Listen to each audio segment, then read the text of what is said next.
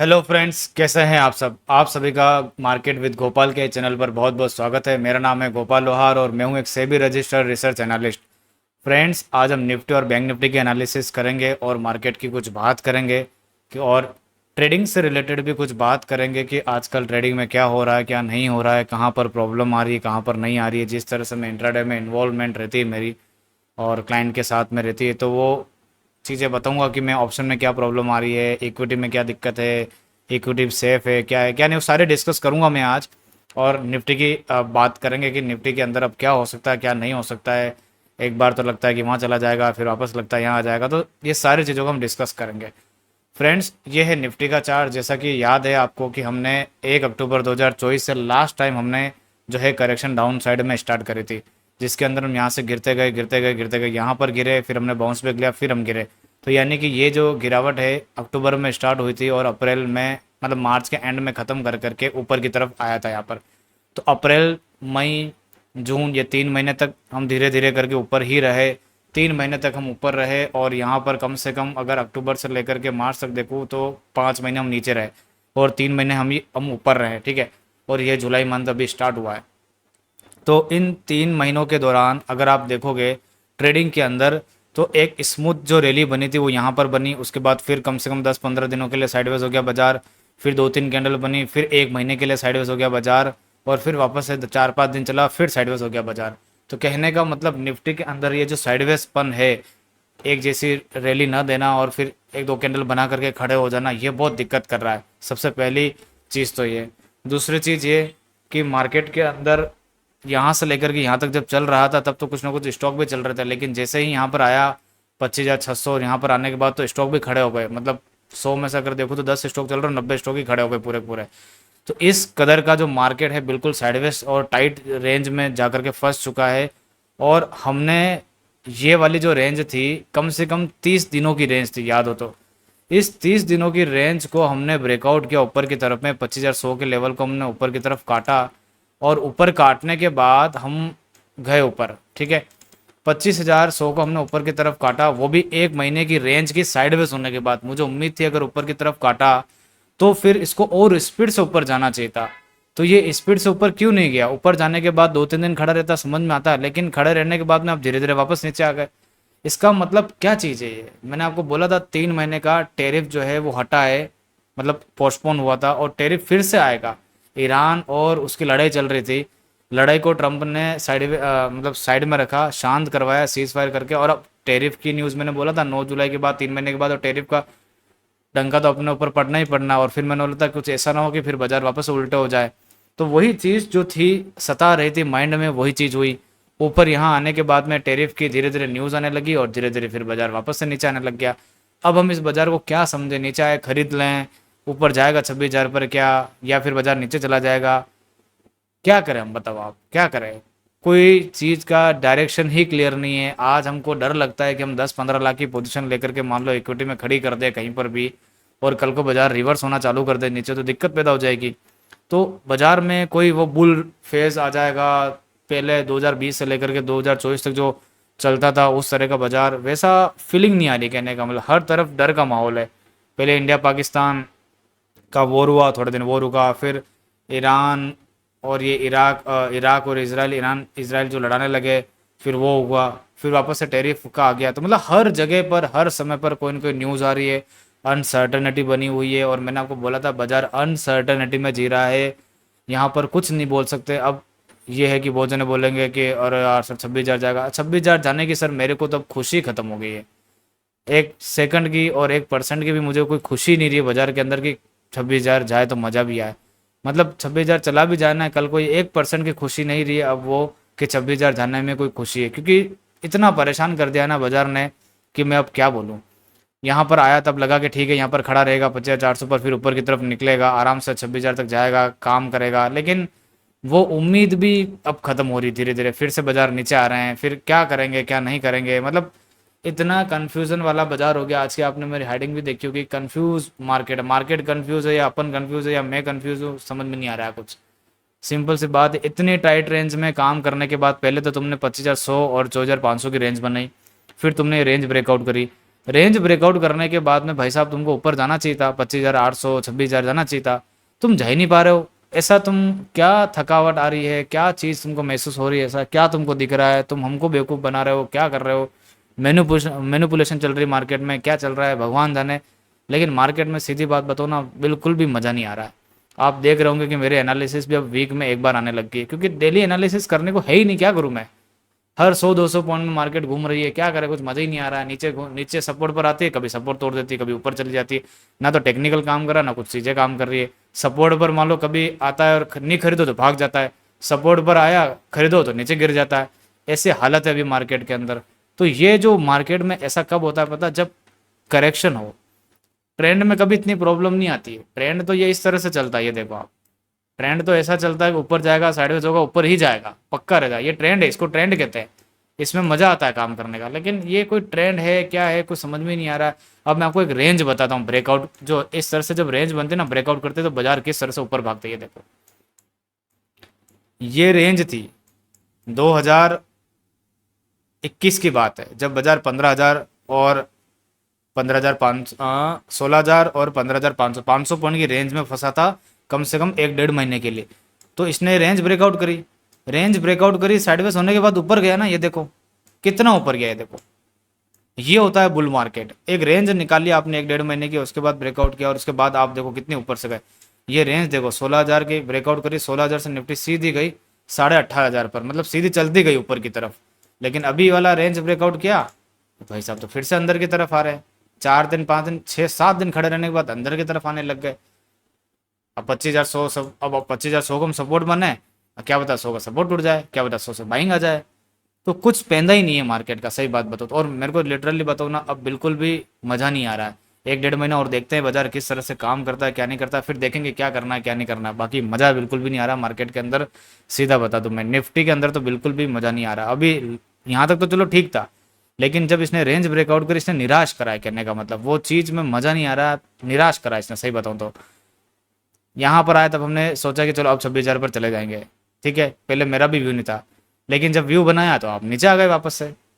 तो अब कोई व्यू नहीं मेरा, मैंने तो पहले भी बोला था मैं यहाँ से कोई व्यू बनाना ही नहीं चाहता, बाजार नीचे जाएगा ऊपर जाएगा। अब बिल्कुल भी मज़ा नहीं है, कंफ्यूज वाला मार्केट। अब हम डिस्कस कर लेते हैं कि कौन सा लेवल है जिस पर हमें फोकस करना है और बाजार में क्या हो सकता है। वैसे तो देखो कोई मतलब नहीं फिर भी, लेकिन अब वीडियो बनी है, वीडियो बना रहे हैं तो कुछ बातें तो करें कि क्या है क्या नहीं है। अब देखो ये रेंज थी 25,100 की। अब हमारे लिए 25,100 जो है आने वाले मंडे और ट्यूसडे के लिए इंपॉर्टेंट है, ठीक है। अगर 25,100 पर हम सपोर्ट ले लेते हैं और ऊपर बाइंग दिखाते हैं ऊपर की तरफ तो ठीक है। 25,100 पर देखो बाजार एक बार तो सपोर्ट लेगा, लेकिन सपोर्ट लेने के बाद में बाजार जो है ऊपर की तरफ जो है उसको क्लोजिंग जो है इस लेवल के ऊपर देना बहुत जरूरी है, 25,350 365। क्योंकि ये जो जोन था इसको 1 घंटे पे लेकर के चलता हूँ।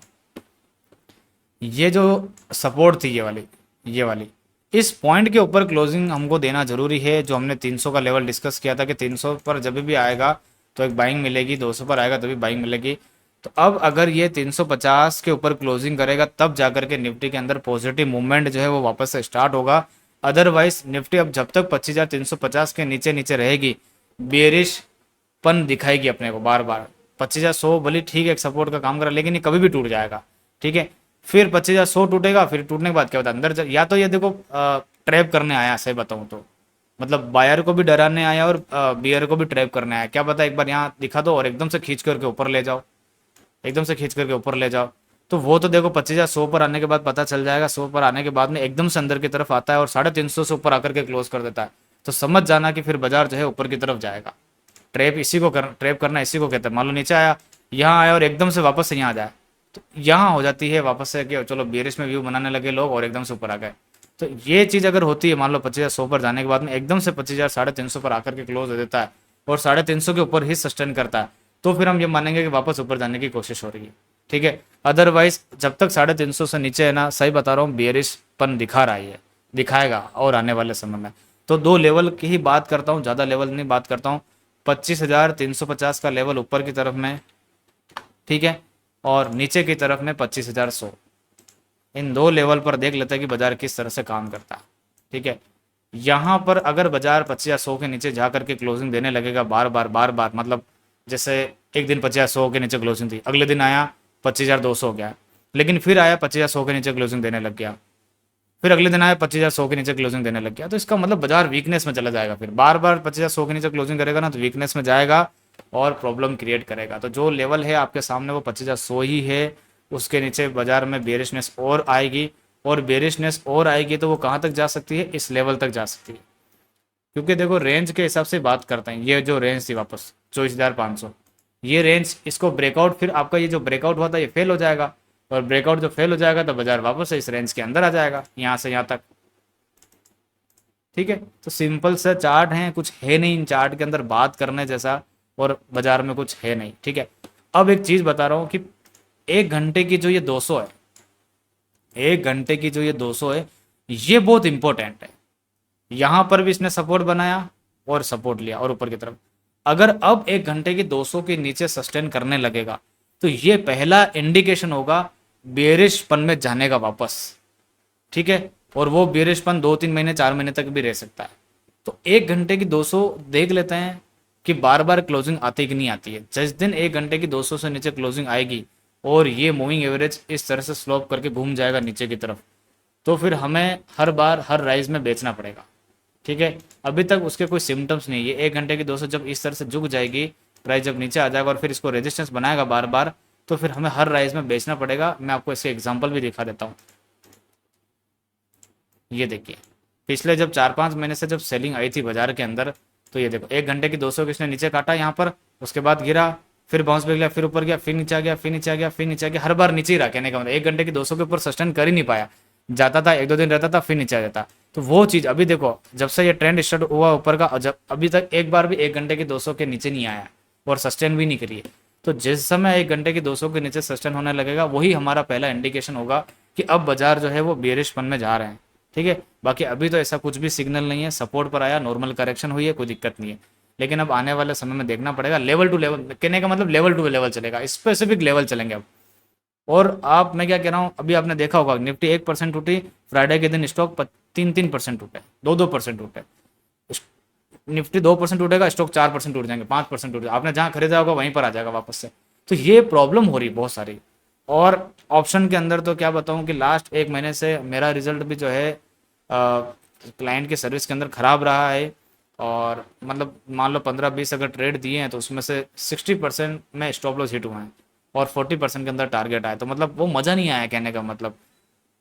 ठीक है, क्योंकि इतनी साइडवेज रहती है, इतना डीके कर जाता है प्रीमियम। अब सब जने ऑप्शन बाइंग के अंदर आते हैं। दूसरी चीज़ है, मुझे ऑप्शन सेलिंग थोड़ी ज़्यादा पसंद है। तो ऑप्शन सेलिंग में अगर आए तो ये बाजार ऑप्शन सेलिंग वालों के लिए ही है, क्योंकि साइडवेज ज़्यादा है तो प्रीमियम डीके का फायदा मिल जाता है, 20-25 पॉइंट तो मिल जाता है। लेकिन बायर के लिए बहुत मुश्किल हो रही है।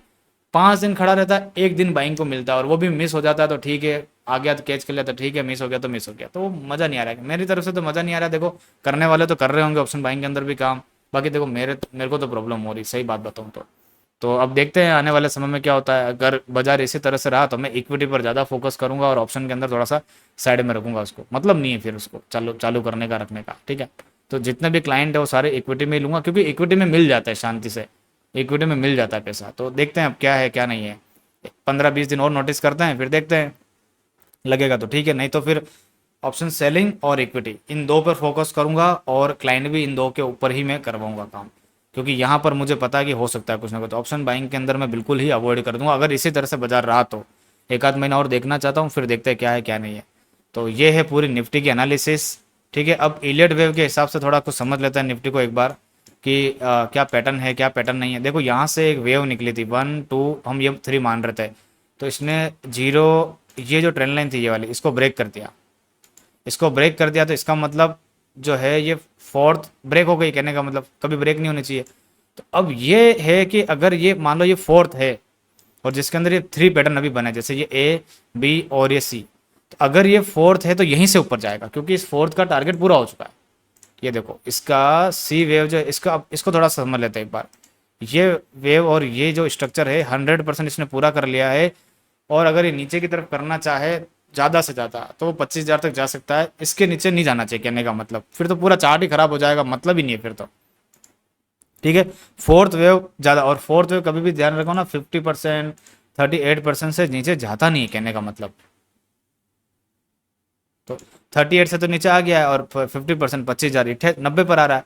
तो 25,000 इसलिए बोल रहा हूँ सो इंपॉर्टेंट है, 50% नहीं आ रहा। तो फोर्थ वेव कभी इससे नीचे ज़्यादा जाती नहीं है, फिर ज़्यादा 60% पर जाएगा तो फिर मतलब ही क्या, ओवरलैपिंग कर रहा है फिर तो ये। ठीक है, तो ये चीज़ है। तो ये फोर्थ वेव के अंदर है। इस फोर्थ वेव के अंदर समझ लेते हैं कि यहाँ पर क्या स्ट्रक्चर बने हुआ है और कौन सा हमें समझ में आ रहा है और कौन सा समझ में नहीं आ रहा है। तो ये आ गए हैं हम इस चार्ट के अंदर, इसके अंदर। अब यहाँ पर आप ध्यान से देखो, 1 2 3 4 5, तो यहाँ पर ये ए है। अब 1 में भी कोई 5 इम्पल्स नहीं है, ए बी सी करके 3 इम्पल्स है, 3 स्टेप है। तो ये पूरा ए बी सी, ए बन गया, बी बन गया, सी बन गया, तो ये ए बी सी हो गया। ठीक है, उसके बाद फिर से ये बी वे हो गया, क्योंकि ये ए, ये बी और ये सी 3 स्टेप में बना। अब ये जो सी बन रहा है, ये परफेक्ट 5 स्टेप में बन रहा है, परफेक्ट 5 स्टेप में बन रहा है। और मुझे ऐसा लग रहा है कि अगर ये बिल्कुल 5 स्टेप में बना करके पैटर्न कंफर्म करता है तो फिर ऊपर जा सकता है। तो ये जो लास्ट का जो फॉल स्टार्ट हुआ यहाँ से, इसी के अंदर सब कुछ छिपा हुआ अब आने वाले समय के अंदर।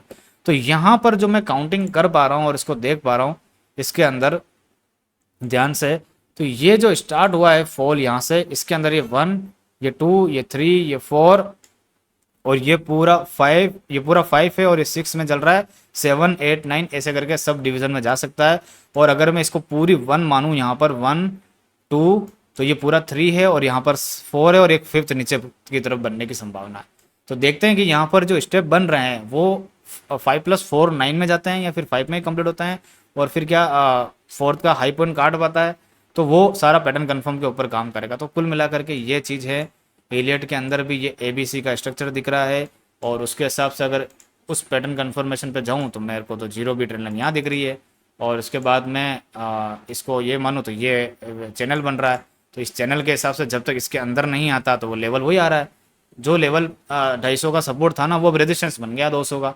तो ये है मोटा मोटी। तो इस ट्रेंड लाइन के अंदर आने की कोशिश करेगा और 25,000 350 के ऊपर आकर के कोशिश करेगा तो पॉजिटिव सिग्नल आएगा वापस। वरना इस पूरे ट्रेंड का आप जहाँ पर भी लो बने उसका 38% देख लेना कि 38% से जब तक ऊपर नहीं आता है पॉजिटिवनेस नहीं आएगी। तो बाजार में कुछ है नहीं, देखो सही बात बताओ तो मुझे तो बाजार में निराशा बहुत हो रही है। ठीक है, तो ये चीज़ है। अब देखते हैं आने वाले समय में क्या किस तरह से बाजार काम करता है, क्या नहीं करता है, और क्या बाजार ऐसा तो नहीं है कि यहाँ से अब टूटने लगेगा। और डेली की 20 देखो, अभी तक डेली की 20 EMA से नीचे सस्टेन नहीं करा इसने, 20 20 20 20, अब 20 के नीचे EMA आ रहा है। अगर ये क्रॉस ओवर कर देता है इस तरह से 10 20 EMA का तो सीधा 200 पर जाएगा। तो यहाँ से सीधा 200 जो है वो यहाँ ही आ रहा है, 24,000 पर आ रहा है। तो करेक्शन जो है 24,000 तक जा सकती है। कहने का मतलब यहाँ से 1000 पॉइंट का फॉल नीचे की तरफ आ सकता है। और अगर 1000 पॉइंट का फॉल नीचे की तरफ आया तो स्टॉक बहुत गंदे टूट जाएंगे। तो वही वाली बात है, देखो कल परसों जब आया था तब क्या बोल रहा था 26,000 चला जाएगा ऊपर ब्रेकआउट के, आज जब आया तो 24,000 पर। तो ये दोनों तरफ की बातें हो रही है, तो क्या मजा नहीं आ रहा है। इसीलिए क्या है कि बाजार में लेवल टू लेवल काम करो, 200 पॉइंट का ध्यान रखो कि 200 पॉइंट किधर आ सकते हैं। मेरे हिसाब से तो बस यही है, यही मैं बता रहा था। ट्रेडिंग में जो प्रॉब्लम है ना, बड़ा व्यू लेकर के चलो ही मत, 200 पॉइंट किधर आ सकते हैं उसके हिसाब से ट्रेडिंग करनी है। मैं तो ये जान रहा हूँ, इतना स्पेसिफिक मार्केट है, पहले जैसा मार्केट नहीं है। अब 200 पॉइंट जैसे मान लो 25,100 पर आया तो क्या 25,200 250 300 तक बाउंस बैक लग रहा है तो वो प्ले कर लो। जैसे 25,350 आया वहां पर जाने के बाद लग रहा है कि 25,100 आ सकता है तो वो प्ले कर लो। बस इतना सा काम करो बस, ज़्यादा मुझे लगता है कि कोई सेंस नहीं है, कोई सेंस नहीं है। ठीक है, मेरा पर्सनल एक्सपीरियंस बता रहा हूँ। बाकी पिछले जब 4 सालों का मार्केट था 2020-25 से, जब 24,000 से मार्केट था, वो क्या मार्केट थी यार, क्या मार्केट चलती थी, एक नंबर मजा आ रहा था। अब मजा नहीं आ रहा है कुल मिला करके। ठीक है, तो अब देखते हैं अब आने वाले समय में क्या होता है क्या नहीं होता। बैंक निफ्टी को देख लेते हैं एक बार।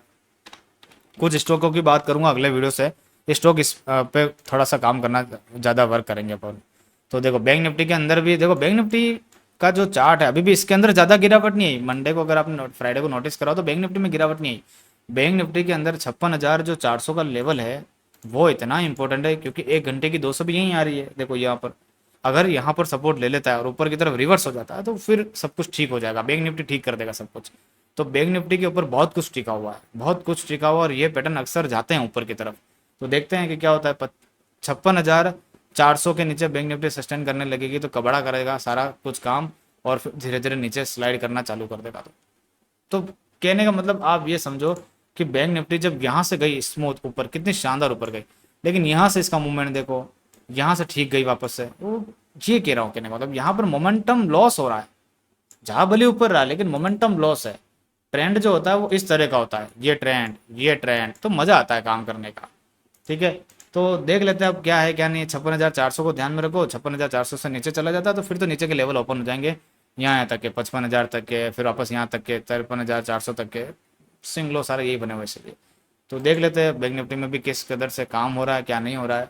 तो बाजार तो साइडवेज में जा चुका है, ना पॉजिटिव ना बियरिश, कुछ नहीं है, साइडवेज में जा चुका है। बहुत स्टॉक स्पेसिफिक काम करना पड़ेगा, और कुछ कुछ है स्टॉक मेरे पास, उसके हिसाब से मैं अगले वीडियो में आने की आऊँगा, जब मैं बताऊँगा आपको कि हमें इन स्टॉकों पर फोकस रखना और ये करना है, ठीक है।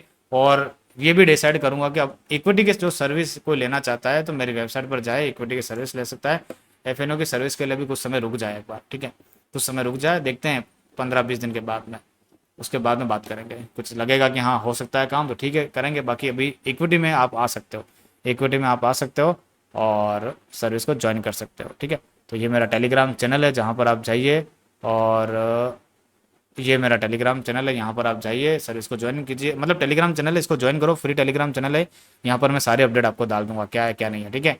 और स्टॉक स्पेसिफिक ही थोड़ा सा ज़्यादा वर्क करेंगे, ठीक है। तो आज की वीडियो को मैं यहीं पर वाइंड अप करता हूँ, फिर मिलेंगे अपन नेक्स्ट वीडियो में। Thank you so much. इस वीडियो को लाइक कर देना, शेयर कर देना और सब्सक्राइब कर देना, ठीक है। फिर मिलते हैं अपन नेक्स्ट वीडियो में। Thank you so much.